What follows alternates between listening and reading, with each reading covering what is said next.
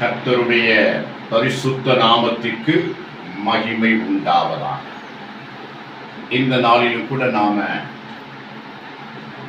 புனித வெள்ளியை ஆசரிக்கும்படியாக கடந்து வந்திருக்கிறோம். உலகமெங்கும் ஆண்டவராகிய இயேசு இந்த நாளிலே சிலுவையிலே மரித்த நாள். அல்லேலூயா, அல்லேலூயா. இயேசு கிறிஸ்து சிலுவையிலே எல்லோருடைய பாவங்களுக்காகவும் அவர் தம்முடைய ஜீவனை கொடுத்தார். தேவன் தம்முடைய ஒரே பேரான குமாரனாகிய இயேசு கிறிஸ்துவை விசுவாசிக்கிறவன் எவனோ அவன் கெட்டு போகாமல் நித்திய ஜீவனை அடையும்படிக்கு அவரை இயேசு கிறிஸ்துவை தந்தருளி இவ்வளவாய் உலகத்தில் அன்பு கொண்டார். அவர் தம்முடைய சொந்த குமாரன் என்று பாராதபடிக்கு அவரையே நமக்கென்று ஒப்பு கொடுத்தவர் அவரோடு கூட மற்ற எல்லாவற்றையும் அருளாதிருப்பது எப்படி? அல்லேலூயா. அப்ப இயேசு கிறிஸ்து இந்த பூமியிலே எல்லாருடைய பாவத்தை மன்னிப்பதற்காக தம்முடைய இரத்தத்தை சிந்துவதற்காக வந்தார். 2000 வருஷத்துக்கு முன்பதாக இப்படிப்பட்ட ஒரு நாளிலே, வெள்ளிக்கிழமையிலே அவர் தம்முடைய ஜீவனை சிலுவையிலே விட்டார். இப்ப வேதத்தெல்லாம் ஆராய்ந்து பார்க்கிற பொழுது பாவம் எப்படி மனிதனுக்குள் வந்தது என்று சொல்லி பார்க்கிற பொழுது ஆதியாகமம் ஏதேன் தோட்டத்தில் ஆதாம் ஏவாள் சோதிக்கப்படுவதற்கு முன்பு வரை பாவம் இல்லாதவர்களாய் வாழ்ந்தார்கள். அதனால அந்த நாட்களிலே ஒரு பலி அவசியம் இல்லாதிருந்தது. ஆனா என்றைக்கு அவர்கள் சாத்தானுடைய வார்த்தை கேட்டு ஏவாள் நன்மை தீமை அறியத்தக்க கனியை பறித்து புசித்தாதோ, தன் கணவனுக்கு கொடுத்த பொழுது அவனும் புசித்தானோ, அந்த நாளிலிருந்து பாவம் வந்து விட்டது. அந்த கனியை சாப்பிட்ட உடனேதான் பரலோக பிதாவாய் தேவன் ஆதாம் ஏவாள் சாத்தான் 3 பேருக்கும் பனிஷ்மெண்ட், சாபத்தை கொடுத்தார். சாத்தான் வந்து பாம்பு ரூபத்துல ஏவாளை ஏமாற்றினபடியினால் ஆண்டவர் என்னுடைய படைப்புகளை, ஆதாம் ஏவாள் என்னுடைய படைப்புகள், சாத்தானே இந்த என்னுடைய குடும்பத்திற்கு விரோதமாய் நீ கை வைத்தபடினாலே ஜீவனால்தான் மண்ணைத்தான் சாப்பிடுவார். உன் வித்துக்கு அவள் வித்துக்கும் பகை உண்டு பண்ணுவேன். அவர் உன் தலையை நசுக்குவார், நீ அவர் குதிங்காலை நசுக்குவார். சாத்தான் எங்க தப்பிச்சு இனிமேல் ஊர் சுத்த முடியாது, மனுஷன்தான் சுத்தி வரணும். அப்படிப்பட்ட ஒரு செட்டப் அந்த இடத்துலதான் உண்டாகிறது. அல்லேலூயா. ஏவாளுடைய சந்ததிக்கும் சாத்தானுடைய சந்ததிக்கும் அந்த இடத்தில்தாமே பகை உண்டாகிறது. அந்த இடத்து அந்த வார்த்தையின்படியாக மனித குலத்துக்கும் சாத்தான் குலத்திற்கும் ஒரு பகை உண்டாயிற்று. அப்ப அதன் அடிப்படையிலே பாவம் உலகத்தில் வந்தது. பாவத்திற்காக இயேசு கிறிஸ்து மரிக்க வேண்டி, இரத்தத்தை சிந்தி உயிர் செல்ல வேண்டி, அவர் எல்லாருக்கும் இரட்சகராய் மீட்பாக வர வேண்டிய ஒரு சூழ்நிலை அந்த நாளில் தாமே பரலோக பிதா தீர்க்க தரிசனமாக எழுதி வைத்து விட்டார். அல்லேலூயா. உன் வித்துக்கும் அவள் வித்துக்கும், ஏவாள் வித்துதான் கன்னி மரியாள், கன்னி மரியாள் வித்துதான் இயேசு கிறிஸ்து. அல்லேலூயா. அப்போ அந்த இடத்துல பலியிடுதல், மனிதனுடைய பாவத்திற்கு ஒரு பலி அவசியம் என்பதை ஆண்டவர் வெளிப்படுத்தினார். அந்த நாளில் இருந்து ஆண்டவரை பலியிட்டு தொழுது கொண்டார்கள். ஆபிரகாம் காலத்தில் பலியிட சொன்னார், அவன் பலியிட்டான். மோசே காலத்தில் ஆசரிப்பு கூடார வைத்து பிரகாரத்துல கை கழுவ சுத்தம் பண்ண வெண்கல தொட்டி, பலிபீடம் எல்லாம் அமைக்கப்பட்டது. ஆடு மாடுகள் எல்லாத்தையும் ஏராளமாய் பலியிட்டார்கள். அப்போ மனிதனுடைய பாவத்தை மன்னிப்பதற்காக பலியிடுதல் முறையை ஆண்டவர் பரலோக பிதா வெளிப்படுத்தினார். அந்த பலியினுடைய உச்சக்கட்டம் தான், அதன் நிறைவுதான் இயேசு கிறிஸ்து சிலுவையில பலியாதல். ராஜாவை குறித்து வேதம் சொல்லுகிறது, தேவாலயத்தை குறித்து சொல்லுகிறது, பலியை குறித்து சொல்லுகிறது. ஆனா மூவருமே இயேசுவாக மாறுகிறார். அல்லேலூயா. தேவாலயத்தை காட்டிலும் பெரியவர் யாரு? இயேசு கிறிஸ்து. பலியை விட பெரியவர் இல்ல, பலியானவர், நிறைவான பலி. இயேசு பலியாவதற்காகத்தான் அந்த பலியிடல் முறையை ஒரு உதாரணமாக, அது யாருடைய பாவத்தை மன்னிக்கவில்லை, மன்னித்ததாக பரலோக பிதா கருதினார். எதனால்னா, இயேசு ஜீவன் விடுகிற பொழுது, அவர் ரத்தம் சிந்துகிற பொழுது, அந்த ரத்தத்தினால் தானே பழைய ஏற்பாடு பரிசுத்தவான்களின் பாவங்கள் மன்னிக்கப்பட்டது. பழைய ஏற்பாடு பரிசுத்த பாவம் மன்னிக்கப்பட்டது அந்த இயேசுவின் பலியால். எபிரேயத்தில் பவுல் அப்போஸ்தலன் எழுதுகிறார், நம்மை அல்லாமல் அவர்கள் பூரணராகாதபடிக்கு விசேஷித்த ஒன்று நமக்குள் இருக்கிறது, அது ஆண்டவராகிய இயேசு கிறிஸ்து. பழைய ஏற்பாடு பரிசுத்தவர்கள் பூரணர் அல்ல, நம்மை கொண்டு அவர்கள் பூரணானார்கள். இயேசுவை கொண்டு, இயேசுவின் தியாக பலியினாலே அவர்கள் பூரணாக்கப்பட்டார்கள். இயேசு ஜீவனை விட்டவர், தேவாலய சிலை இரண்டாக கிழிந்தது. மரித்து போன பரிசுத்தவர்கள் எழுப்பி எருசலேம்ல நடந்து போனாங்களாம். அப்போ அவங்கள மரிச்சவங்க எல்லாம் எழுந்து போனாங்கன்னா, அப்போ பழைய ஏற்பாடு பரிசுத்தவங்க எழுப்பி பரதேசிக்கு போயிருப்பாங்க. பாதாளத்தில் இருந்தவங்க எங்க போயிட்டாங்க? பரதேசிக்கு போயிட்டாங்க. அப்ப இயேசு ரத்தம் சிந்தின பிறகு பாதாளத்தில் அல்ல, பரதேசியில் தான் இனி மரித்தவர்கள் குடியிருக்க முடியும் என்ற சூழ்நிலை அங்கே வேதத்தில் எழுதப்பட்டிருக்கிறது. அல்லேலூயா, பிரைஸ் தி லார்ட். ஆகவே சிலுவை மரணம் என்பது பரலோக பிதா முன்குறிக்கப்பட்டு பலியை ஒரு உதாரணமாக்கி, ஒரு கண்டிப்பாக்கி, ஜனங்களுக்கு முக்கியப்படுத்தி சொல்லி எல்லாவற்றையும் செய்ததற்கு காரணம் என்னன்னா, இயேசு கிறிஸ்து பலியாவதை நிரூபிப்பதற்கு, அதை மேன்மைப்படுத்துவதற்கு, இப்படி ஒரு பலி உங்களுக்கு அவசியம் என்பதை சொல்வதற்கு ஆண்டவர் அப்படி ஏற்படுத்தினார். அல்லேலூயா. அப்போ சிலுவையில இயேசு அறையப்பட்டார். சிலுவையில் அறைந்த ஒரு ரத்தம் சிந்திக் கொண்டிருக்கிற ரத்தமும் ஜலமும் புறப்பட்டு வந்தது. அப்ப ரத்தம் உடம்புட்டு போனா உயிர் போயிடும். ரத்தத்துலதான் உயிர் இருக்குன்னு வேதம் சொல்லுகிறது. அல்லேலூயா.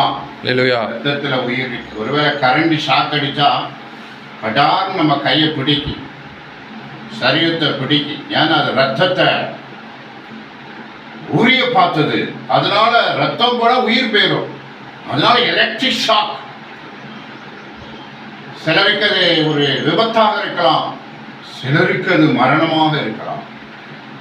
அப்போ ரத்தத்துல உயிர் இருக்கிறது. அப்போ ஆண்டவர் சிலுவையில் தரும்போது அவர் ரத்தம் வடிய வடிய அவர் ஜீவன் போய்கொண்டு இருக்கிறது. அந்த காலகட்டத்தில் தான் ஆண்டவர் சிலுவையில 7 வசனங்களை பேசினார். வேதாகம வல்லுநர்கள் பரிசுத்தவான்கள் 7 வசனங்களை கோர்வையாக கோர்த்து நமக்கு தந்திருக்கிறார்கள். அல்லேலூயா. முதலாவது வசனம், பிதாவே இவர்களுக்கு மன்னியும், தாங்கள் செய்கிறது என்னதென்று அறியாதிருக்கிறார்களே என்றார். பிதாவே இவர்களுக்கு மன்னியும், தாங்கள் செய்கிறது இன்னதென்று அறியாமல் செய்கிறார்கள். அல்லேலூயா. ஆனா நம்மள மனித இயல்பு என்னன்னா, பழி வாங்குறவங்கள உடனே பழி தீர்த்துடணும். பழி வாங்குறவங்கள உடனே பழி தீர்த்தணும். தேசத்துல எத்தனையோ கொடுமையான சம்பவங்கள் நடக்கு.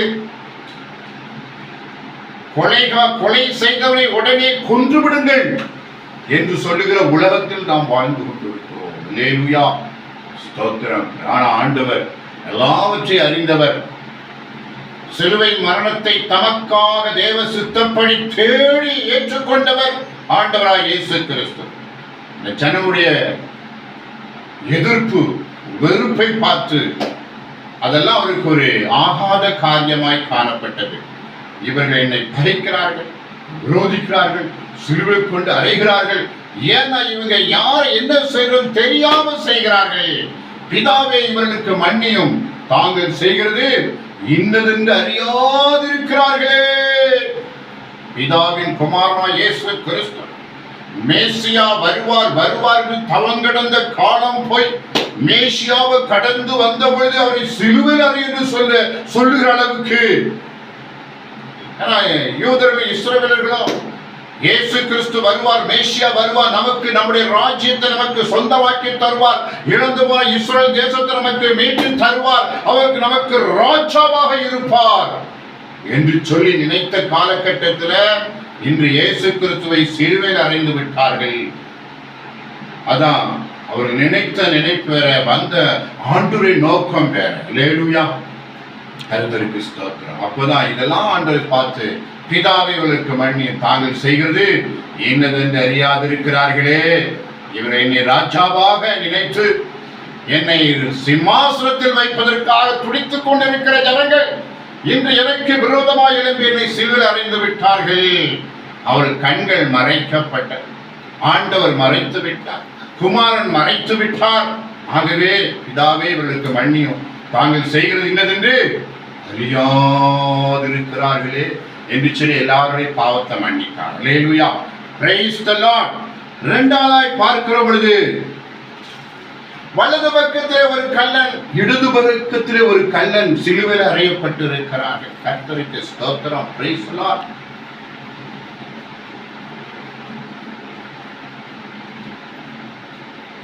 குற்றவாளிகள் ஒருவன் என்றுதான் சொல்லப்பட்டிருக்கிறார். ரெண்டு பக்கம் அறையப்பட்டிருக்கிறாங்க. அதை பச்சுகளை எலது வலது என்று சொல்லப்படும். குற்றவாளிகள் ஒருவன், அடுத்த இன்னொருவன், ரெண்டு பேரும் சிலுவையில இயேசுவோடு கூட அறையப்பட்டிருக்கிறார்கள். அந்த நாட்கள்ல ரோமர்கள் சிலுவையில குற்றவாளிகளே அறைவது ஒரு வழக்கமான ஒரு சாதாரண தண்டனையாகிவிட்டது. தண்டனையாக இருந்திருக்க தண்டனையில பெரும்பாலான ஜனங்கள் சிலுவையில குற்றவாளிகள், கொலையாளிகள், கொள்ளையடிக்கிறவர்கள் இவரெல்லாம் கொண்டு சிலுவையில் அறைஞ்சிருவார், அரசியல் விரோதிகளை. அப்போ இயேசுவோடு கூட இரண்டு பேரை அவர்கள் சிலுவையில் அறைகிறார்கள். அதுல ஒருத்தர் சொல்றான், நீர் கிறிஸ்துவானால் உன்னையும் எங்களையும் ரட்சித்துக் கொள் என்று அவரை இகழ்ந்தான். நீர் கிறிஸ்துவானால், அவருக்கு நம்பிக்கை வரல, குற்றவாளில ஒருத்தருக்கு நம்பிக்கை வரல. நீர் கிறிஸ்துவானால் உன்னையும் எங்களையும் ரட்சித்துக் கொள்ளும். ஆண்டவர் மதிப்பான சொல்லல, உன்னை என்பது மதிப்பான சொல்லல்ல. அவனுக்கு எந்த நம்பிக்கை இல்லை. அவன் துன்மார்க்கனாதான் தொங்கிட்டு இருக்கிறான், அவனுக்குள்ள மனம் திரும்புதல் இல்லை. நீர் கிறிஸ்துவானால் உண்மை என்னைய ரட்சித்துக் கொள்ளும் என்று சொன்னான். மற்றவன் அவனை நோக்கி, நீ இந்த ஆக்கினைக்குட்பட்டவனாயும் தேவனுக்கு பயப்படுகிறது இல்லையா? அல்லேலூயா. ஆனா இன்னொரு திருடருக்கு புத்தி வந்தது. அன்னைக்கு தகப்பனை விட்டு பிரிந்து வர இளையகுமாரன் கடந்தது பட்ட பாடுகளினாலே சாப்பாடுக்கு வழியிலாக பிச்சை எடுக்கக்கூடிய சூழ்நிலையில கர்த்தர் அவனுக்கு புத்தியை கொடுத்தார். அவன் சொல்லிட்டான், புத்தி வந்த பிறகுதான் அவனுக்கு பெருமை போச்சு. அல்லேலூயா. அது வரைக்கும் வீம்புல உட்கார்ந்து இருந்தவன் அன்னைக்கு, ஆண்டவரே உமக்கு விரோதமாய் தகப்பனோடு பாவம் செய்தேன், அப்பட்ட சொல்லுவேன், என்னை ஏற்றுக்கொள்ள என்று சொல்லுவேன். இப்போ எப்படிப்பட்ட சூழ்நிலை இருக்கு? நிறைய வீம்பு இருக்கு, நிறைய பெருமை இருக்கு. அடி மேல் அடி வாங்கினாலும் பெருமையில வீம்பில அடி வாங்கிட்டு அவர்கள் அழிவுக்கு நேராக போய் கொண்டிருக்கிற ஒரு காலகட்டத்துக்குள்ளா இருக்கிற வேளையிலே தங்களை தாழ்த்தி வெறுமையாக்கி, நான் ஒன்றுமில்லை, நான் மன்னிப்பு கோருகிறேன் என்று சொல்லக்கூடிய அளவுக்கு தங்களை தாழ்த்த வேண்டும். அப்போ இந்த சிலுவையில் அறையப்பட்டவன் தன்னை தாழ்த்தினான், வெறுமையாக்கினான், ஆண்டவரை தேவகுமாரனாய் பார்த்தான். அல்லேலூயா. ஆண்டவரை தேவகுமாரனாய் பார்த்தான். அப்ப அவனை கடிந்து கொள்கிறான். நாம நியாயப்படி தண்டிக்கப்பட்டிருக்கிறோம், ஆக்கினைக்குட்பட்டிருக்கிறோம். ஆனா நாம நியாயப்படி தண்டிக்கப்படுகிறோம். நாம் நடப்பித்தவைகளுக்கு தக்க பலனை அடைகிறோம். இவரோ தகாதொன்றையும் நடப்பிக்கவில்லை என்று அவனை கடிந்து கொண்டு நாம செஞ்ச பாவத்துக்கு தண்டனை அனுபவிக்கிறோம். அவன் தன் பிழையை ஒத்துக்கொண்டான். அல்லேலூயா, பிரைஸ் தி லார்ட். பெரிய ஒரு ஆச்சரியமான காரியம். நான் என்ன செஞ்சேன், இது ஒரு தப்பா, இது ஒரு காரியமா, என்னை எப்படி ஒத்துக்கொள்ள மாட்டார்கள். மற்ற மேலே பழி போடுவார்கள். தாங்கள் திருந்த மாட்டார்கள். தங்கள் பிழைகளை உணர மாட்டார்கள். உணர்ந்து மனந்திரும்ப மாட்டார்கள். பாவத்தை அறிக்கிட மாட்டார்கள். ஆனா இந்த கல்லனுக்கு அவனுக்கு கர்த்தர் ஞானத்தை கொடுத்தார். நாம் செய்த தப்பிதங்களுக்காய் தண்டிக்கப்படுகிறோம். எத்தனை பேர் அப்படி நம்மள சொல்ல முடியும்? நான் செய்த தப்பிதங்களுக்காக தண்டனையை அனுபவித்துக் கொண்டிருக்கிறேன் என்று எத்தனை பேர் நம்ம உண்மையை பேச முடியும்? ஆனா இந்த கள்ளன் பேசினான். அல்லேலூயா. பேசிட்டு இயேசுவை நோக்கி, ஆண்டவரே, நீர் உம்முடைய ராஜ்யத்தில் வரும்போது அடியனை நினைத்தருளும் என்றார். அல்லேலூயா. அப்போ இவன் சாதாரண கண்ணன் இல்லை, இவன் ஆண்டவரை குறித்து நன்றாக அறிந்த ஒரு கள்ளன். அல்லேலூயா.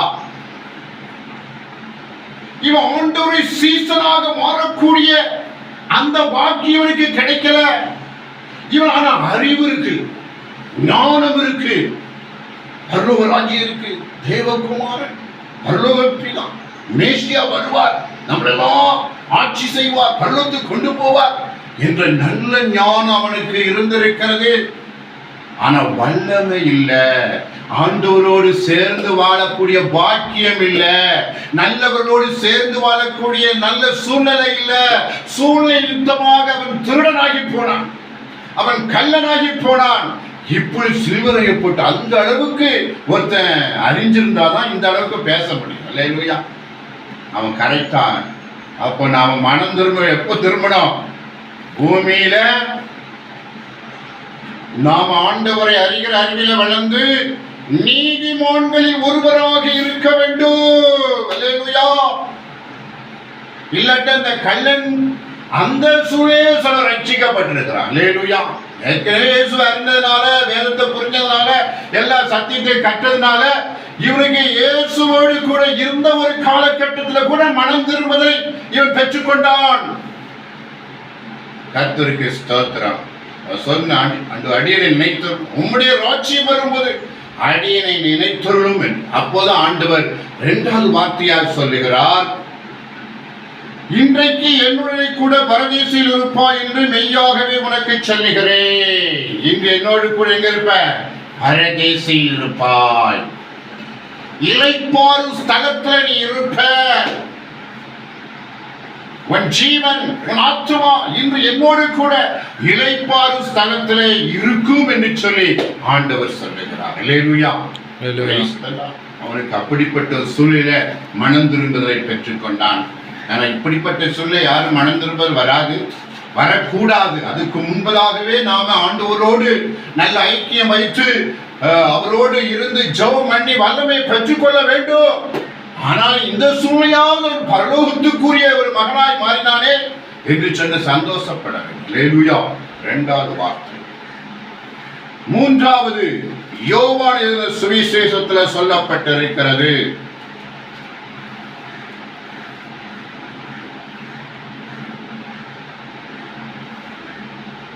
இயேசுக்கு சிலுவை தொங்கும்போது தன் தாயாகிய மரியாதை பார்த்து, ஸ்திரீயே, அதோ உன் மகன் என்றார். பின்பு அந்த சீசனை நோக்கி, அதோ உன் தாய் என்றார். அந்நேரம் முதல் அந்த சீசன் அவனை தன்னிடமாய் ஏற்றுக்கொண்டான். அல்லேலூயா. மூன்றாவது வாக்கியம், ஸ்திரீயை நோக்கி, ஸ்திரீயே, அதோ உன் மகன். யோவானை பார்த்து, அதோ உன் தாய். ஆமா, சிலுவையில தொங்கிக் கொண்டிருக்கிறாரு. எதிர்த்தால் எல்லாரும் நின்றுட்டு இருக்காங்க, மரியாதை எல்லாம் நிற்கிறாங்க. யோவான் நின்றுகிட்டு இருக்கிறாரு. எல்லாரும் பார்த்துக்கிட்டு இருக்கிறாங்க, நேர்முகமா பார்த்துக்கிட்டு இருக்கிறாங்க. இயேசு சிலுவையில் தொங்கிட்டு இருக்கிறாரு. அந்த நேரத்தில் பேசுறாரு. அதை அவர்கள் கேட்டுக்கொண்டிருக்கிறார்கள். ஸ்திரீயே, அதோ உன் மகன்.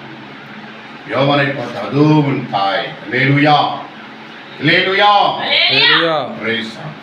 அப்போ அந்த கடமை, ஆண்டவர் தன்னை பெற்ற தாயை ஒரு நல்ல சீசனிடம், ரொம்ப காலம் வாழக்கூடிய ஒரு சீசன் ஒப்பு கொடுத்திருக்கிறார். அல்லேலூயா.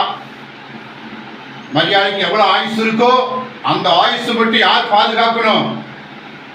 யோவான் அந்த அவரை பராமரிக்க வேண்டாத கடமை. அல்லேலூயா. அவர் சொன்ன உடனே அங்கே யோவான் புரிந்து கொண்டான். அல்லேலூயா. அந்த சீசன் அவளை தன்னிடமா ஏற்றுக்கொண்டான். நான் பொறுப்படுத்துகிறேன் என்று சொல்லி அந்த யோவான் கூறினான். அல்லேலூயா. ஒரு பிரியமான சீசன். கர்த்தருக்கு ஸ்தோத்திரம். அந்த 3வது வசனத்தை பார்க்கிற பொழுது,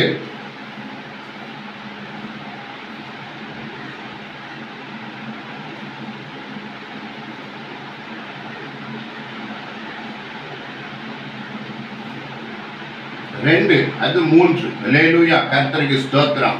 4வது ஏலி ஏலி லாமா சபத்கானி, என் தேவனே என் தேவனே ஏன் என்னை கைவிட்டீர். Price the Lord. முதல் 3 முக்கியமான காரிய வேலையாண்டவர் செய்தார். பிதாவே எனக்கு மன்னி என்று சொன்னார். ஸ்திரியை தாயை ஸ்ரீசரை ஒப்பு கொடுத்தார். ஒரு மணந்துள்ள கல்லனுக்கு பரலோக ராஜ்யத்தை வாக்குறுதி கொடுத்தார்.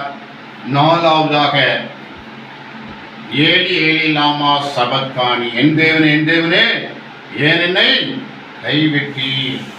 அப்ப 3 வார்த்தை பேசுறதுக்குள்ள கொஞ்சம் ரத்தம்லாம் வெளியே வந்துச்சு. அல்லேலூயா. முக்கியமான பணிகளை முடித்தார். அப்போ ரத்தம் எல்லாம் போக போக உயிர் போகக்கூடிய சூழ்நிலையில ஏலி ஏலி லாமா சபத்கானி, என் தேவனே ஏன் என்னை கைவிட்டீர் என்று சொல்லுகிறார். அல்லேலூயா. Praise the lord. நன்றி. ஸ்தோத்திரம் ஸ்தோத்திரம் ஸ்தோத்திரம். ஹல்லேலூயா ஹல்லேலூயா. என் தேவனே ஏன் என்னை கைவிட்டீர். அப்போ பரலோக பிதாவுக்கும் ஆண்டவருக்கும் இந்த உறவில சொல்லுகிறார்கள், சர்வலோகத்தின் பாவத்தை ஆண்டவர் இயேசு மேல் சுமத்தப்பட்டதுனால, அவர் சுமந்து தீர்க்கிறபடினால, இந்த ரத்தத்தில் அதை உண்டு பண்ண போகிறபடினால ஆண்டவர்கிட்ட ஒரு பிரிவினை, அதாவது பிறந்தது முதல் இதுகாரும் தேவகுமார் இயேசு கிறிஸ்து நானும் பிதா ஒன்றாய் இருக்கிறோம், அவர் என்னை தனித்து விடவில்லை. அல்லேலூயா. இப்ப ஜீவன் போகிற வேளையில என் தேவனே ஏன் என்னை கைவிட்டீர். முந்திருந்த பலன் இல்ல, முந்திருந்த சூழ்நிலை இல்ல, முந்திருந்த ஜபம் இல்ல. கடைசி காலகட்டத்தில் எல்லாருடைய பாவங்கள் ஏற்றப்பட்டபடினாலே பரலோக பிதாவுடைய உறவு விளக்கப்பட்டது போல ஒரு சூழ்நிலையிலே என் தேவனே ஏன் என்னை கைவிட்டீர் என்று சொல்லுகிறார். அல்லேலூயா அல்லேலூயா அல்லேலூயா அல்லேலூயா அல்லேலூயா.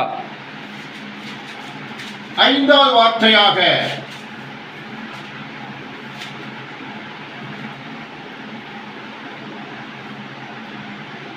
தாகமாய் இருக்கிறேன் என்று சொல்லுகிறார். அல்லேலூயா.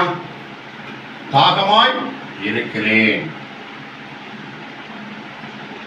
ஆத்தும தாகத்தை குறித்து, ஒருவேளை தாகமாய் இருக்குன்னு சொன்ன கீழே இருந்த போர்ச்சவர்கள் காடி எடுத்து கொடுத்தார்கள். காடினா ஒரு கசப்பு கலந்த ஒரு காடி. அந்த காடியை குடிச்சா கரக்க நிலைக்கு போயிடுவாங்க. அது ஒரு மது போன்ற ஒரு கசாயம். ஆனா அதை ஆண்டவர் குடிக்கிற, தொட்டு பார்த்து ருசி பாராதிருந்தார் அப்படின்னு வேதத்துல சொல்லப்பட்டிருக்கு. அல்லேலூயா. அப்போ தாகமா இந்த எழுத்தின்படி தாகத்தை தீர்ப்பதற்காக போர்ச்சவர்கள் ஒரு கிரியை செய்தார்கள். ஆனா ஆவியின்படியாக தாகமா இருக்கின்றார். ஆத்ம தாகம். அல்லேலூயா. ஒரு நாள்ல சமாரிய ஸ்திரியை பார்க்கும்படியாக ஒரு யாக்கோபு கிணற்றில் இருந்த பொழுது அந்த பெண்மணி கடந்து வந்தார். ஆத்ம தாகத்தின் நிமித்தமாக ஆண்டவர் அந்த ஸ்திரீட்ட தாகமா இருக்கிறேன், தண்ணித்தான் கேட்டார். அல்லேலூயா. அந்த அம்மா வெட்டி விட்டு பேசிட்டாங்க. உமக்கு எனக்கு என்ன சம்பந்தம்? நீர் யூதன், நான் சமாரியா, சம்பந்தமே இல்லை, என்ன பேச்சு வேண்டி கிடக்கு இல்லையா அப்படின்னு அந்த அம்மா சொல்றாங்க. ஆனா ஆண்டவர் விடல. நான் தாகமா இருக்க இன்னார் அறிந்தால் நீயே தாகத்துக்கு தண்ணியை கேட்டிருப்ப, நான் உனக்கு தண்ணி தருவேன் அப்படின்னாரு. உடனே அந்த அம்மா ஆச்சரியப்பட்டு தொடர்ந்து பேசினார் இல்லையா. அப்ப அந்த மகளை, அந்த சமாரிய ஸ்திரியை கர்த்தர் ரட்சிப்புக்கு நடத்தி அவர்களும் அநேக ஜனங்கள் ரட்சிக்கப்பட்டார்கள். தாகமா இருக்கிறேன். அப்போ நிறைய இடத்துல ஊழியம் செய்து நடந்து கொண்டே ஆண்டவர் இயேசு கிறிஸ்து ஊழியம் பார்த்தபடினாலே, சீசர்கள் உணவு வாங்க கிராமத்துக்கு சென்றபடினாலே அந்த இடத்திலே ஆண்டவர் அமர்ந்திருந்தார். அவர் தாகத்தோடு களைப்போடு இருந்தார். ஆனா அதை விட ஒரு முக்கியமான வேலை ஆத்தும ஆதாய பணி. அல்லேலூயா. அவர் வந்த நோக்கம் எல்லாருடைய பாவத்தை சிலுவையில மன்னிக்கவும், எல்லா ஜனங்களையும் மனம் திரும்ப பண்ணி பரலோக ராஜ்யத்தில் சேர்க்கணும் என்பது ஆண்டவருடைய உன்னதமான திட்டம், முதன்மையான திட்டம். எல்லாரும் ரட்சிப்புக்குள் நடத்தி, எல்லாரும் நீதிமான்களாக, பரிசுத்தவான்களாக, உத்தமர்களாக, பாக்கியவான்களாக மாற்றி பரலோக ராஜ்யத்துக்கு கொண்டு போகணும் என்பது ஆண்டவருடைய திட்டமாய் இருந்தது. அல்லேலூயா. தாகமா இருக்கின்ற சொன்னால் ஆத்தும தாகத்தை குறிக்கிறது. அல்லேலூயா. என்று கூட உலகெங்கும் ஆத்தும ஆதாய பணி ஆண்டவருடைய வார்த்தையின்படி நடந்து கொண்டிருக்கிறது. அல்லேலூயா. அந்த ஆத்தும ஆதாய பணி தடைபட்டால் யுத்தமே வந்துவிடும். ஆண்டவரே யுத்தத்தை ஆரம்பிச்சிருவார். அல்லேலூயா. கர்த்தருக்கு ஸ்தோத்திரம். Price the Lord. ஆத்தும ஆதாய பணி எங்கே நடக்கவில்லையோ அங்கே எல்லாம் யுத்தங்கள் நடக்கும், மரணங்கள் உண்டாகும். ஆத்தும ஆதாயப்படி துன்பத்தோடு கூட ஆத்தும ஆதாயப்படி நடக்கிற ஒரு தேசம் மட்டும்தான் சில தேசம் தப்பிச்சுக்கிட்டு இருக்கு. அல்லேலூயா. ஆத்தும ஆதாயப்படி நடக்காத தேசம் எல்லாம் ஒண்ணு இல்லாம போயிடும். அப்ப ஆத்தும ஆதாயப்படி தேவ திட்டம், அந்த பணியை எல்லாரும் செய்யணும். அது முதன்மையான ஊழியம். அல்லேலூயா. உனக்கு வேலை வெட்டி இல்லாம ஆண்டவர் சொல்லல, நீ ஊழியம் செய்ய வேண்டும் என்று ஆண்டவர் சொல்லுகிறார். ஒரு முதன்மையான ஊழியம், ஒரு முதன்மையான வேலை, ஆண்டவருடைய பணி. நீ அதை முக்கியத்துவம் கொடுத்து ஜெபத்திலே உட்கார்ந்துடக்கூடாது, ஆராதனையே போயிடக்கூடாது, வேத வாசிப்பிலே போயிடக்கூடாது. நீ மற்றவருக்கு போய் சொல்லணும். அல்லேலூயா. உன்னை நாடியவர்களுக்கு சொல்லணும், உன் பக்கத்துல உறவாடவர்களுக்கு சொல்லணும், அக்கம் பக்கத்திற்கு சொல்லணும், பிரயாணப்பட்டு போய் சொல்லணும். நீ சாட்சியாய் வாழணும். நீ பெற்றுக்கொண்ட சந்தோஷத்தை, சத்தியத்தை மற்றவர்களுக்கு அறிவிக்க வேண்டும். உனக்கு பணி இருக்கு, கட்டாய பணி. அல்லேலூயா. சில தேசங்கள்ல இஸ்ரேல் கட்டாய ராணுவ பயிற்சி உண்டு. அதுபோல கட்டாய பணி, தேவனுடைய பணி. இதில் உனக்கு வல்லமை கொடுக்கப்படுகிறது, உனக்கு அனுக்கிரகம் கொடுக்கப்படுகிறது, உங்கள் ஆயுசு நாட்களை கூட்டி கொடுக்கப்படுகிறது, உங்கள் ஆசீர்வாதங்கள் கூட்டி கொடுக்கப்படுகிறது. பரலோகத்திலும் மேன்மையான இடம் உங்களுக்கு கிடைக்கும். ஆத்துமாதாய பணி. அல்லேலூயா. ஆத்துமாதாய பணி. அதான் தாகமா இருக்கிறேன் என்று ஆண்டவர் சொல்லுகிறார். அடுத்ததாய் பார்க்கிற பொழுது இயேசு காடியம் வாங்கின பின்னும் முடிந்தென்று சொல்லி, முடிந்தது, தன் ஜீவனை ஒப்புக் கொடுத்தார் என்பது 7வது வாக்கியம் வசனம். அதுக்கு முன்னதாக முடிந்தது என்று சொல்லி ஒரு வார்த்தை சொல்லுகிறார். அது முடிந்தது. அல்லேலூயா. ஏசாயா தீர்க்கதரிசி காலத்திற்கு முன்பதாக ஆண்டவர் இயேசு கிறிஸ்து வருவார் வருவார் என்று சொன்ன தீர்க்கதரிசியின் எல்லா கிரியும் முடிந்தது. அதன் அடிப்படையில தேவ குமாரன் தேவ ஜனங்களோடு வாழ்ந்த அந்த சம்பவம் முடிந்தது. அது ரட்சிப்பின் பாதையில் அவருக்கு சொன்ன உபதேசங்கள், 12 சீசர்கள், 70 சீசர்கள், தேவனுடைய ராஜ்யம் இதெல்லாம் ஸ்தாபிக்க வேண்டும் என்ற அந்த வேலை முடிந்தது. அல்லேலூயா. அப்படிப்பட்ட நான் சூழ்நிலை, இந்த காரியங்கள், சொல்லப்பட்ட காரியங்கள் முடிந்திருக்கிறது. ஆண்டவர் இயேசு செய்ய வேண்டிய பணிகள் முடிந்திருக்கிறது. ஆண்டவர் முடிக்க வேண்டிய எல்லா பணிகளையும் முடித்து விட்டார். அல்லேலூயா. ஆண்டவர் செய்ய வேண்டிய கடமையை செய்து விட்டார். சுவிசேஷம் அறிவிக்கும் போது ஆண்டவராகிய இயேசு கிறிஸ்து மீண்டும் வரப்போகிறார். ஏற்கனவே வந்து எல்லா வேலையும் முடிச்சிட்டாரு. அல்லேலூயா. செய்யாத அற்புதம் இல்லை, சொல்லாத வசனம் இல்ல. அவருடைய ரத்தத்தினால பாவம் மன்னிக்கப்பட்டது. அது சிலுவையில மரித்து நம்முடைய பாவங்கள் சிலுவையில மரித்தார். அந்த வேலையெல்லாம் முடிச்சிட்டாரு. பரலோகத்துல அநேக வாசஸ்தலங்கள் இருக்கு. அதுல ஒன்றை ஆயத்தப்படுத்த போகிறேன் என்று சொல்லி கடந்து சென்றிருக்கிறார். மீண்டும் வந்து நம்மளை பரலோகத்துல கூட்டிட்டு போகணும். அவர் வருவாரு. அதனால மனம் திரும்பி ஆண்டவர் வருகைக்கா காத்துருங்க. அல்லேலூயா. இந்த வேலையெல்லாம் முடிச்சிட்டாரு. ஆண்டவர் செய்ய வேண்டிய கடமை முடிச்சிட்டார். அல்லேலூயா. Praise the Lord.